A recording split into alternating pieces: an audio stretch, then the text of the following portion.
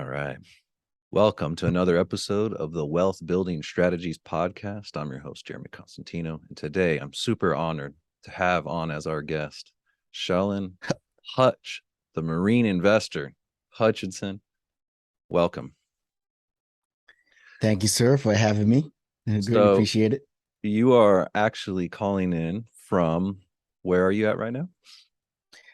Okinawa, Japan, brother. It's good Wow. times. So for those of you that don't know, Hutch the Marine Investor, he is actually a Master Gunnery Sergeant in the United States Marine Corps, active duty. Is that correct? Yes, sir. Well, Yeah. along with probably the rest of the listeners, we want to appreciate you and say thank you for your service. How long have you been in the military? Oh man, 24 beautiful years, man. And I tell you, did a couple enlistment, did a couple extension, and it's the best mistake that I ever made. And I keep on making it. And 24 years later. Well, I appreciate your service. Very grateful for I you. appreciate the support, brother.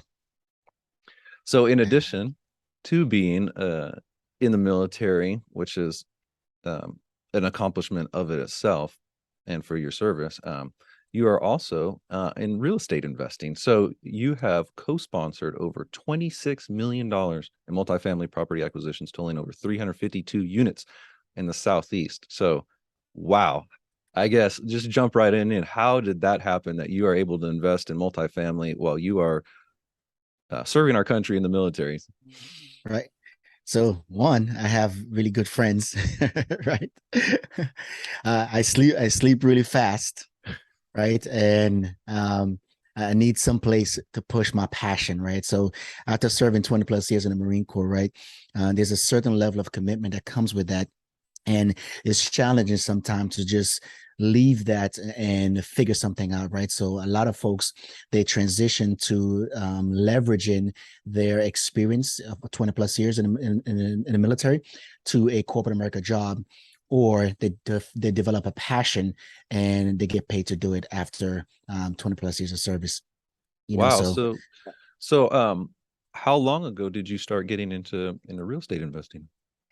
yes, sir. So look, a lot of times the things that we do is based on our small community, right? Or the things that our parents teach us, whether it be religion, business, the career field that we choose, the schools we go to, so on and so forth. It's usually built off our small community. So for me, when I immigrated from Jamaica, in 1998, and I came to America. My dad was a real estate investor in a single family space, and he was he was listening to these Carlton Sheets cassettes. So he would share this information to me about the possibility of owning in some of America. So as I grew in the Marine Corps, figure out a better use of my capital and my responsibility to create a better situation for my family, then I realized that I need to improve from single family space to the multi-family space so I can create something that transcends generation. So, So so, it's good. so did I hear a word called cassettes? So I guess there may be some millennials on here that don't know what that is. Can you explain to them Oh what a man. cassette is? Oh shoot. Man. So imagine if you want to, you have a radio. Does he even know what a radio is nowadays? Holy shit, man. Because everything is in our cell phone nowadays, right? Ah, man. Well, But anyway, is this big thing. Look, if you're involved in rap music or you like rap music at all, or ever listen to rap music, you will see like those old timers. They got this big thing on their shoulder, right? And they walk around bouncing their head, right? the So there's a boombox. cassette play. Yeah, boombox is the cassette playing inside there. And if you want to listen to a song again, you got to go push this button down real hard, and it rewinds it, and you don't know when to stop it, right? And you listen to the music. So cassette is just ancient version of media players, right? So But that's yeah, so interesting you say that, because so what I heard you say is your dad will play you the cassettes, right? That's the yes, same. That's my same story as well. My that dad is would awesome. my dad played me cassettes of Rich Dad Poor Dad right when it came out in Oh 1995. man, So that's he would drop me off to school in the morning, and he would make me listen to Rich Dad Poor Dad, and that just wow. planted the seed back in 1995 when I was just a kid. But even then, I understood, I got to get out of the rat race. I understood cash flow. But yeah, So interesting story. So a lot of people start with Rich Dad Poor Dad, but I don't know how many people actually started with the cassettes and the boom boxes though. Yeah, so maybe not the boombox. You just trying to explain, but yeah, my dad was listening to those Carlton Sheets cassette, and what Carlton Sheets concept was, if you in a neighborhood and you walking around, driving around, whatever the case may be, and you see a home that might need some attention, then that person might be in distress and it might consider selling. So you approach those individual, different ways of looking at tax liens and all the good stuff, you know. So it gives you a pathway into purchasing investment property by, you know, for all actuality. I don't think that the phrase was coined yet, but driving for dollars, pretty Mm-hmm. much. Mm-hmm. You know, so my dad told me about that, and as I developed a better understanding of the usefulness of real estate, then I realized that I need to transition to the multifamily space. And 2019 was that year for me. You know, so quickly realized that I needed a different way, or a better way. Actually, I need to learn how to analyze property, and that brought me to the Michael Blanc deal maker. I mean, what's called a syndicated deal analyzer, right? And then after buying that, I get infused in a mastermind with his deal maker mastermind. And then I went to his conference, which is Deal Maker Live out in Texas, and met my business partner there. We started off as accountability partners, and then we formalized H Squared Capital several months later, after realizing that we were a good fit for each other. And well, congratulations already on your success in just a couple of years in multifamily. Yes, sir.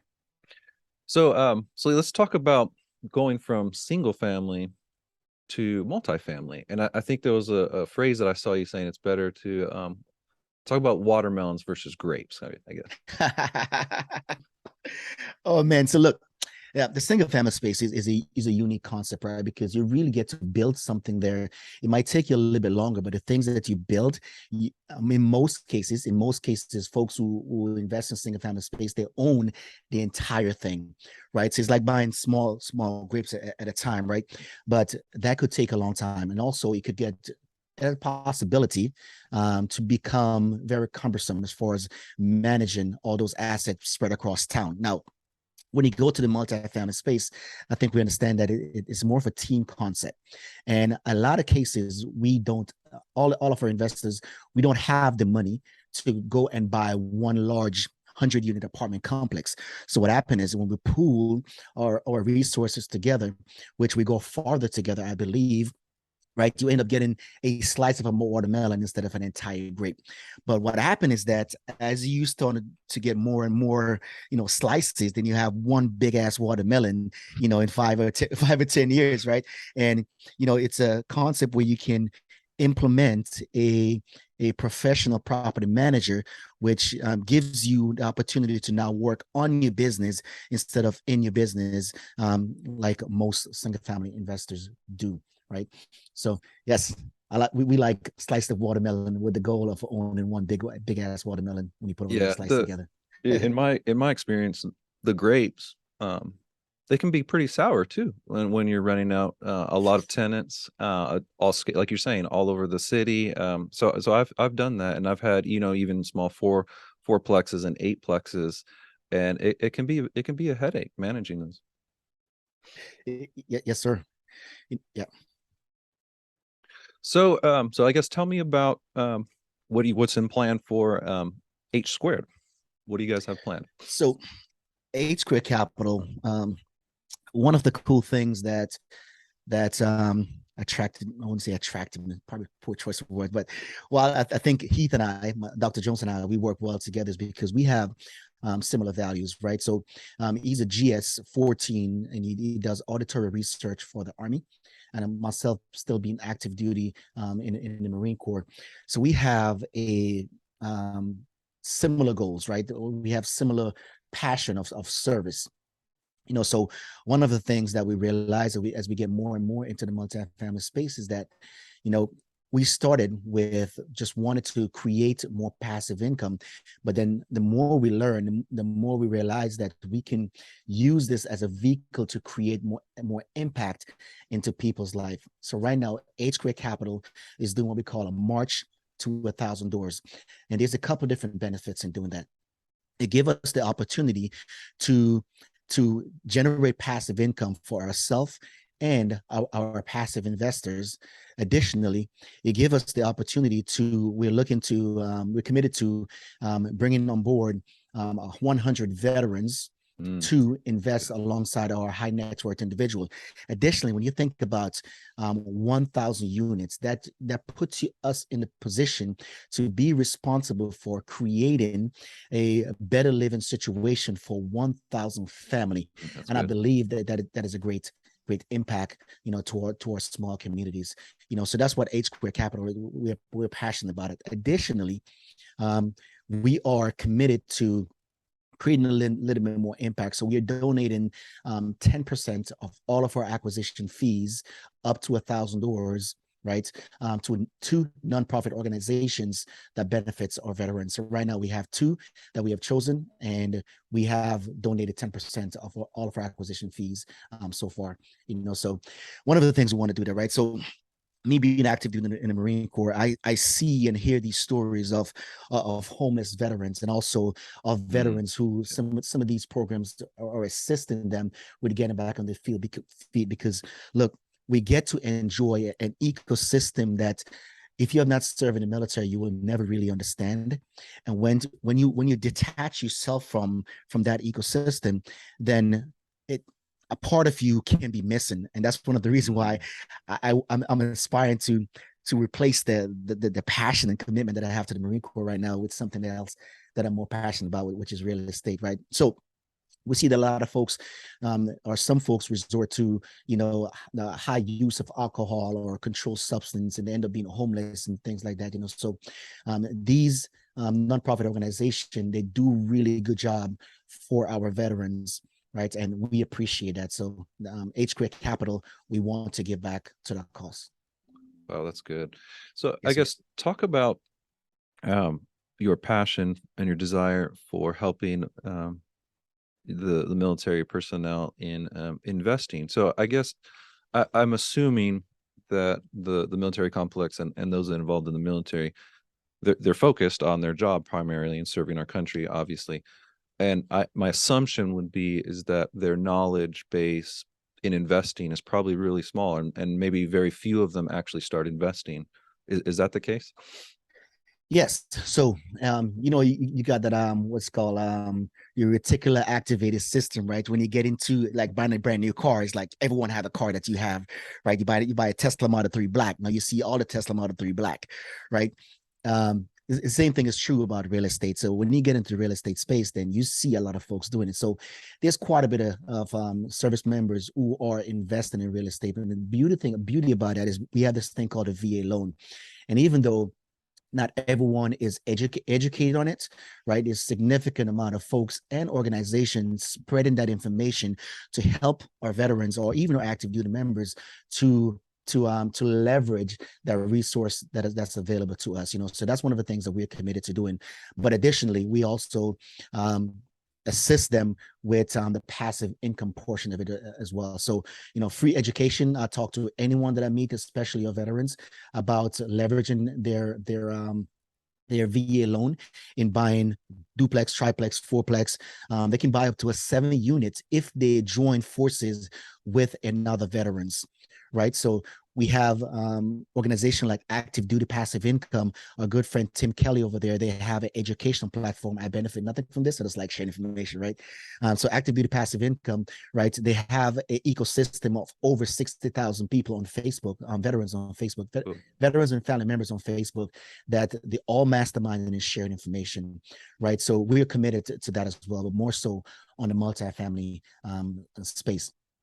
So what we do for veterans in our conversation with the ladies and gentlemen who are veterans who are aspiring to become passive investors, when we talk to them, it seems to be about $35,000 is their threshold for investing in multifamily, as far as their risk capacity and their risk tolerance. Because as you know, we don't want to take for as an investment capital someone's last money, to where if they get laid off or hard time, they're not able to maintain their lifestyle. So it's up to us to be responsible in having that conversation in choosing our invest when we allow other investors to invest with us.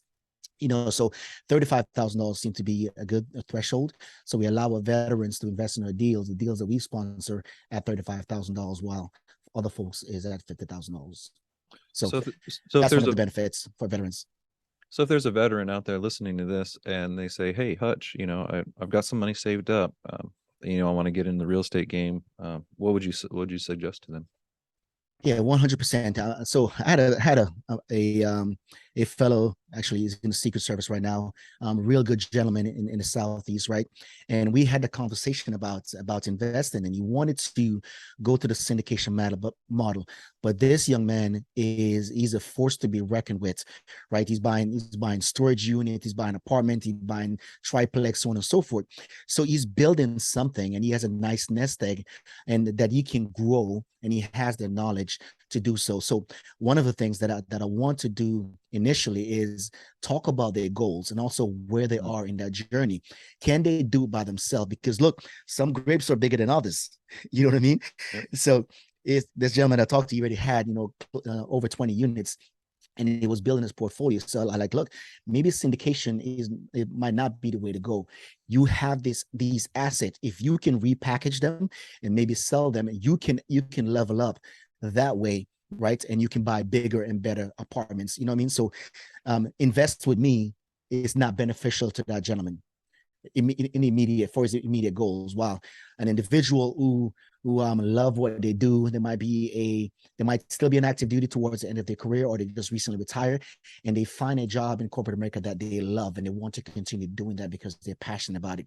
Now we can talk about how do we leverage your nest egg based on your risk tolerance and your risk capacity to invest in syndication. So it's a long conversation and a few conversations to ensure that they are making the right decision and they understand that the decision is theirs, right? Because the grass is not always green on the other side, right? Sometimes you can fertilize your own plant and watch it grow.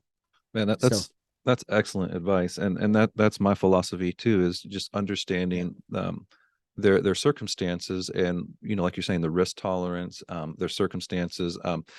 So I always say, okay, do you want to be actively involved in managing an asset? Do you want to spend time buying the property? Do you want to spend time managing the property? Do you want to spend time with all the, if there's legal documents, contracts, and then selling the right. property?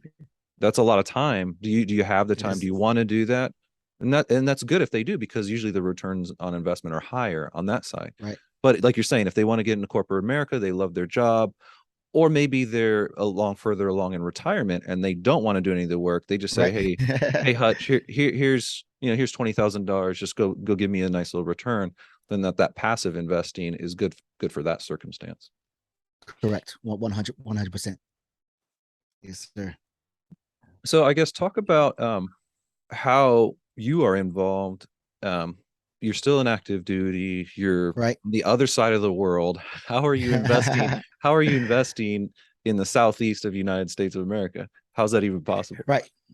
Right. So I was fortunate to get stationed down in Pensacola, Florida. So that's where I was before I moved to Cali. Oh, okay. I'm Okay. actually, yeah, I'm on a deployment right now out in Japan. I should be home for Christmas for Thanksgiving, and then I PCS to Hawaii for before Christmas. So there's a lot of moving around. Now, the cool thing about real estate is that you get to live where you want to live and invest where the numbers make sense. And because it's a team sport, right, everyone can leverage their own strength. So, for example, we bought a 26 unit last December in Augusta, Georgia, right? Us and our investors, and our asset manager, she's amazing, and she's on a call. I'm able to hop on some calls here with her and the property manager on a weekly basis, to talk about the progression in the property. We're about almost 40%. We're almost 40% done with our business plan in less than 9 months, right? So I'm able to get on those calls because we have the internet here, hop on a Zoom call, and we can talk through the progress of the business plan. Because as we all know, the business plan is created prior to prior to purchasing the property. So we get a property manager who is able to execute the business plan, and all it is just managing the managers. That's right. So, Exactly. so you have a partner. It's H squared Hutch, and what's your partner's name? Heath Heath, Heath Hutch and Joe. Heath, H squared. So how do you guys split up the partnership? And I guess, like, do you have any advice for new investors that are starting out with partnerships, how to divide up the roles? Is there anything you can talk about there? Yeah, 100%. So Heath is a research scientist, so he deals a lot with numbers, like passing out data, parsing out data sets and all that good stuff, right? So that is not my strongest point. I don't put a whole bunch of beautiful PowerPoints together, but I can build some relationship, right? I speak to anybody. I'd never meet a stranger. While Heath will tell you that he never meets a stranger that didn't speak to him first, right? So, as far as the networking goes, I am the social butterfly, while Heath is really good with numbers. So the underwriting portion of it, ensuring that we are in compliance with our SEC, reviewing the legal documents, and also do some underwriting. That's his strength, his strong area. While my job is to do more of the investor relation, building a relationship, and raising capital, right? But one of the things that we have the luxury of doing right now together is to hop on a call together with an investor, with a potential investor, after we have a couple of different emails back and forth. Let's have a conversation, and they get to see us and get to see how we interact with each other. Additional to a podcast, they can look at some of our videos as well to see how we interact with each other, or to hear how we interact with each other. But it's good to see that face and have the conversation. So we're still able to hop on calls with people who are willing to invest with us. So, but we do have our own strengths. Yeah, that's I really like that. But That's a match kind of made in heaven. You got the right. data, the analytical side, but then also the relationship building side, um, which is Yes, but extremely important in real yes. estate. So real estate is a business, and so syndication is a business. And the business side, you need to have the marketing, you have to have the people side, the relationships. It's just equally as important as to underwriting a good deal and finding a good deal, and so both are extremely important. Yeah, 100%. Additionally, what is really important is make sure that the team has synergy, right? So in the beginning, I mentioned that I went to the Dealmaker Live out in Dallas Fort Worth with Michael Blanc program, Michael Blanc annual conference.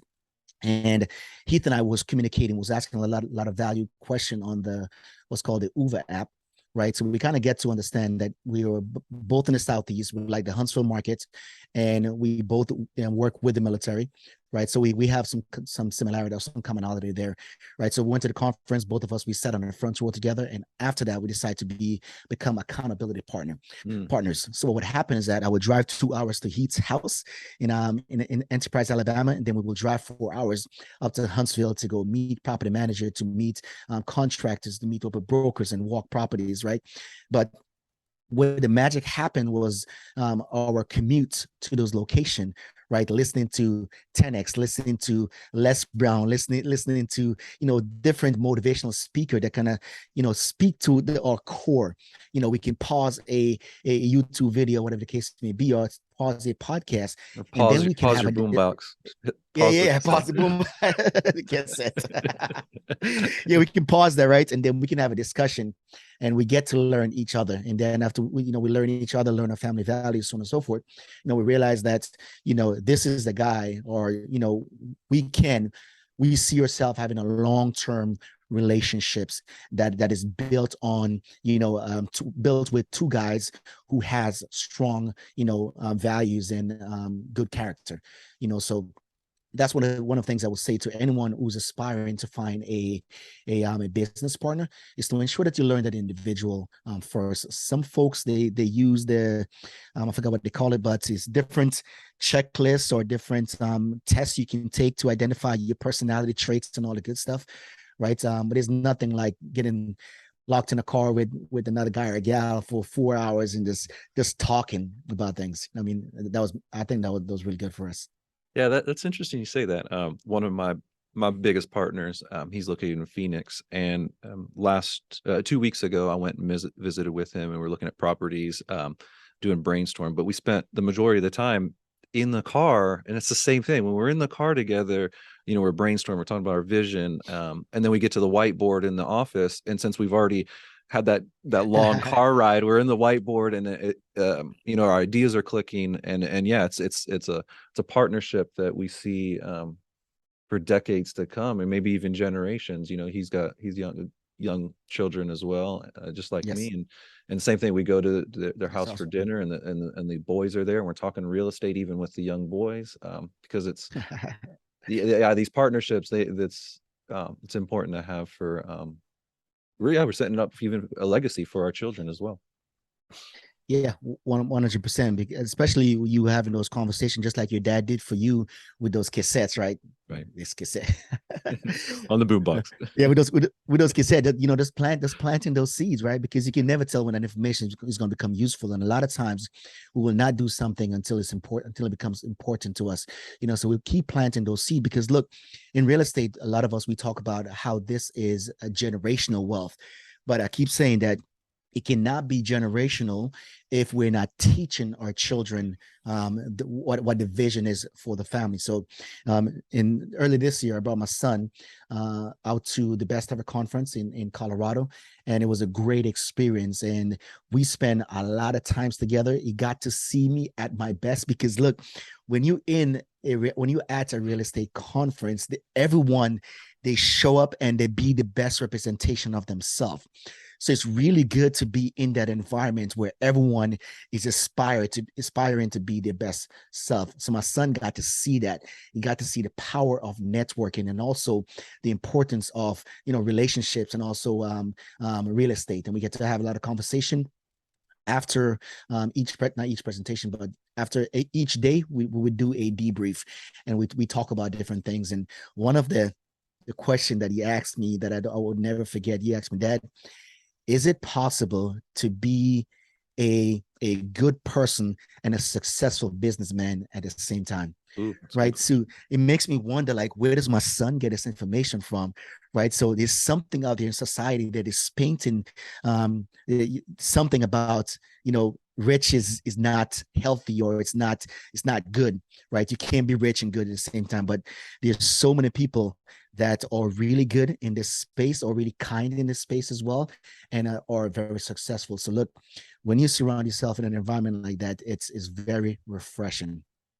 Yeah, that's a Yeah, good question that your son asked. And so it is. I'm religious and Catholic, and so those questions come to my mind as well. It's like, is it, what's the inherent morality of owning property? Is it okay to acquire a couple more properties? Is it okay? So, and then you start going into business. Is it okay to go to the next level in business? So recently I called my priest, and I said, "Hey, Father, talk to me about the morality of this and taking my business to the next level." And so he laid it out for me, and it's good. It is good for us as fathers and family members to take care of our family, and Yes. it's good, and we inherently have a right to own property, and so that's something that we need to pass down to our children, and the general society. It's a right to own property. So yeah, we have a lot of attacks coming from us saying, no, the rich are bad, or it's the bourgeoisie against the proletariat, and the Yeah. socialists say we don't need to have property.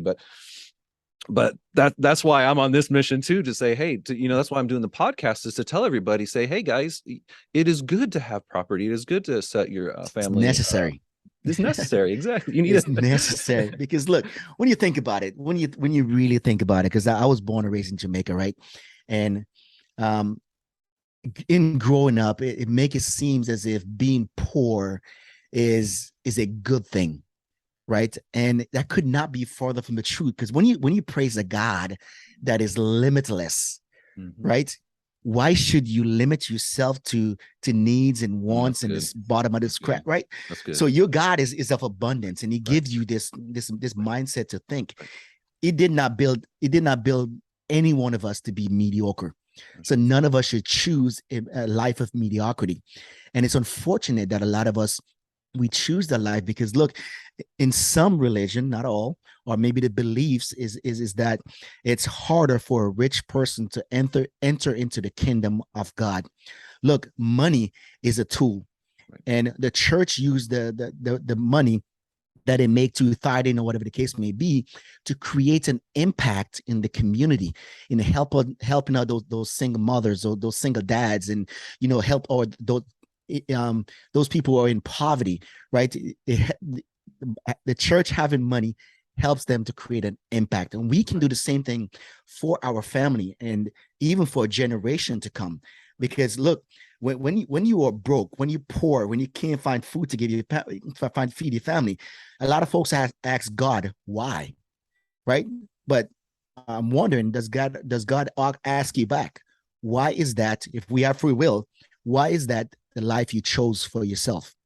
Right. It's Because the question. every single one of us, we have free will, right? Right. And, So the question is yeah. why are you staying up to 3 a.m. playing Halo and your video game? You know, why Correct. are you goofing off on the weekends with your friend, going to the club and do, you know, why aren't you going to the best ever conference? That's right. Why aren't you reading the books? It costs money. Why aren't you listening to the cassette tape players, you know? So It's not free. Yes. So I do that to, I mean, so I have a conversation, even with some Marines, I have a conversation, right, where we want to read a professional development book or a spiritual development book. And the question is asked, how much that book costs, right? See, a lot of folks, we are focused on the price of things instead of the value of things, right? So the price of education, the price of a coaching program, the price of a book, right, versus the value that you get. Imagine a guy like Napoleon Hill, who spent 20 plus years researching and interviewing some of the greatest mind that ever existed in America. And he put that into a book, Think and Grow Rich, written back in 1937. And he give it to you and say, here is the book. So it doesn't really matter. That book should cost maybe $1,000. It's that valuable, right? So I see a lot of us, we focus on cost versus value. And I think once we had that paradigm shift, then our level of growth will definitely improve.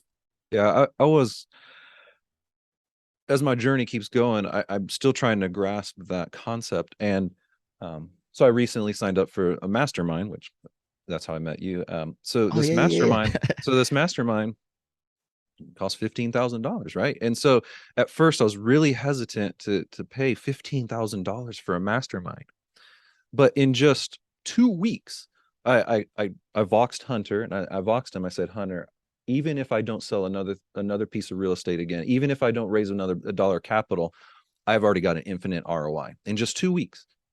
That's Infinite awesome. ROI of the value of just one concept from the mastermind has changed my life, and I've gotten an infinite ROI from that, just because I took a step to say, hey, I want to grow myself, my knowledge, you know, and have a different understanding. So yeah, going back to the why, God's saying, hey, well, why are you in that position? Because you're not Right. taking the risk. You're not taking the risk to buy a $5 book. You're not taking the risk to even get in a mastermind or go to a conference. Yeah. So if you really think about even risk, right? Like Jesus had to know, the Son of God had to know that when he came to earth, you're gonna have to pay the ultimate sacrifice, which is death. That's good. That's good. And he took that risk. Yeah, Like he made the journey, that's right? good. But a lot of things, a lot of the choices we make in life that's gonna move the needle forward and create a good level of success, we're not risking our lives. And like I was telling you earlier today, I had the luxury of doing some beta site tour. And oh my goodness, you want to talk about perspective. We went to some underground tunnel where the Japanese Navy headquarters was, right? And then we talk about the thousands of deceased soldiers that they found under their post-war, right? And when you look at these small areas, the perspective of what freedom cost is man, it's freaking, it's amazing, right? But a lot of the things that we need to do in our life to improve the trajectory of ourselves and our family's future, we're not risking our life. Yes, we risk some time and money, right? But it goes back to price versus value. And I think we just got to assess where we're trying to go. Man, that's good. I like the Yeah. direction of this interview. We're getting some valuable, more than valuable. This is you know, understanding kind of like the meaning of life, you know. So Yes, sir. well, good. So I guess with that, where can the listeners find more about Hutch and H Squared?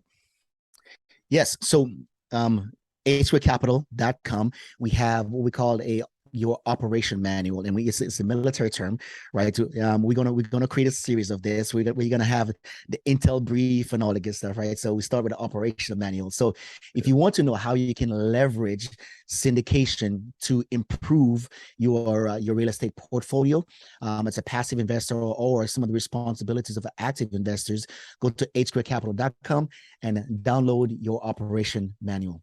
Excellent. Well, Hutch, it was a pleasure having you on the show, and love to have you back on, because I feel a lot of Well, brother, synergies appreciate here, and we're it. aligned on a lot of the same values. So, Yeah, man. well, that's a wrap for this latest episode of Wealth Building Strategies podcast. Till the next time.